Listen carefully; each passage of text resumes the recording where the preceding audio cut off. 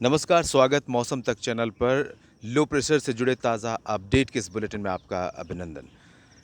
Low pressure system जिस जगह पर विकसित होगा, उससे पहले मध्य क्षोभ मंडल में यानी मिडिल ट्रोपोस्फियर लेवल पर एक साइक्लोनिक सर्कुलेशन ईस्ट सेंट्रल यानी पूर्वी और मध्य बंगाल की खाड़ी के ऊपर डेवलप हो चुका है और ये सिस्टम अगले अ, 48 घंटों में इंटेंसिफाई होकर लो प्रेशर सिस्टम की शक्ल में आ जाएगा और पश्चिमी तथा उत्तर पश्चिमी दिशा में आगे बढ़ते हुए आंध्र प्रदेश, ओडिशा, छत्तीसगढ़, महाराष्ट्र, मध्य प्रदेश, गुजरात, राजस्थान, उत्तर प्रदेश, दिल्ली, हरियाणा, पंजाब, साथ ही साथ उत्तराखंड, हिमाचल प्रदेश, इन तमाम क्षेत्रों को प्रभावित करेगा।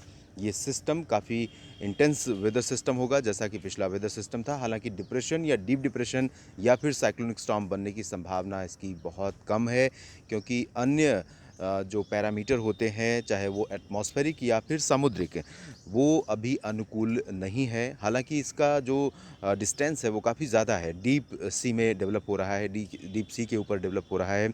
ऐसे में प्रोबेबिलिटी रहती है साइक्लोनिक स्टॉर्म बनने की।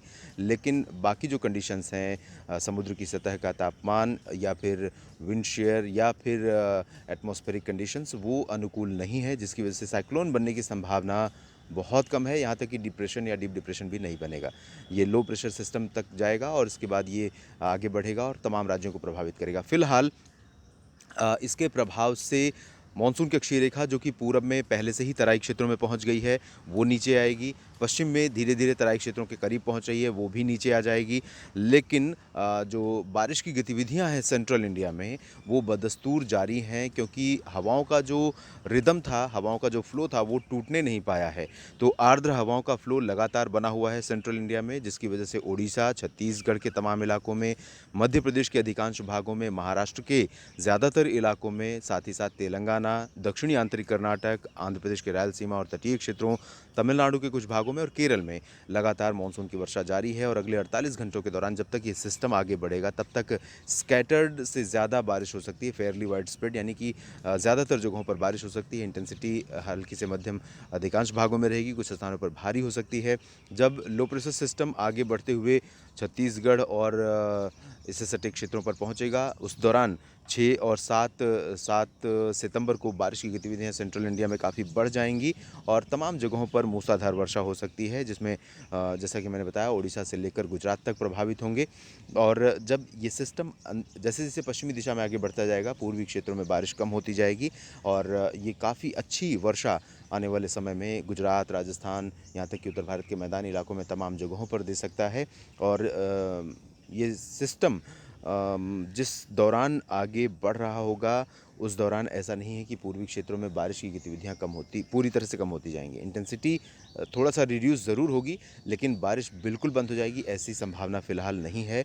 और क्योंकि ये लॉन्ग सस्टेन करने वाला सिस्टम होगा, लंबे समय तक सस्टेन करने वाला सिस्टम होगा, जिसकी वजह से अ, जो 6 और 7 सितंबर से इसका प्रभाव मानसून पर दिखना शुरू होगा, तो कम से कम हम ये कह सकते हैं कि अगले 7 दिनों तक इसका इम्पैक्ट बना रहेगा और एक के बाद एक तमाम राज्यों में बारिश की गतिविधियां बढ़ेंगी और अच्छी वर्षा के चलते जो भारत में कुल बारिश की स्थिति है, उसमें थोड़ा सा इम्प्रूवमेंट आएगा। 9% की कमी के स्तर पर पहुंच गया है। 14% सेंट्रल इंडिया में कम है, 13 उत्तर भारत में कम है, 8% पूर्वी और पूर्वोत्तर क्षेत्रों में कम है, जबकि दक्षिणी राज्यों में 8% ज़्यादा वर्षा हुई है अब तक सामान्य से। तो दक्षिण भारत के क्षेत्रों में बारिश की गतिविधियाँ और सामान्य से और ऊपर पहुंच जाएंगी। सेंट्रल इंडिया में थोड़ा सा इसमें जो डेफिशिएंसी है उसके लेवल में कमी आएगी। उत्तर भारत में भी डेफिशिएंसी कम होगी, स्तर सुधार होगा स्तर में।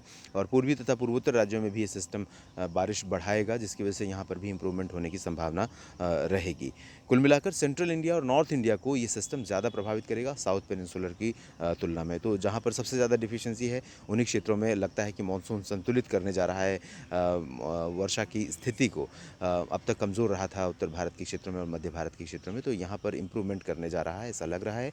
और शुक्र है इन्हीं सिस्टमों का, जिसकी वजह से ये सिस्टम मानसून की वापसी को अभी फ़िलहाल के लिए हाल्ट पर डाल देंगे।